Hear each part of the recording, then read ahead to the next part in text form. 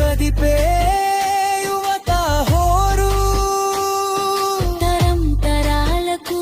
చేరేలా పెద్దలు చెప్పే కథల జోరు అక్క చెల్లె నవ్వులో అభిమానం పొంగి పొర్లి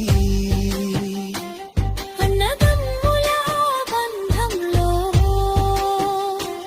ఆత్మీయత మరింత పెరిగి భోగి పండుగ నేర్పింది పంచుకోవడం కలిసుండడము మనుషుల మధ్య ప్రేమే నిజమైన సంపదనడం రేపు రానున్న సంక్రాంతికి ఈ రోజు వేసిన తొలి అడుగు కొత్త సంవత్సరం ఆశలతో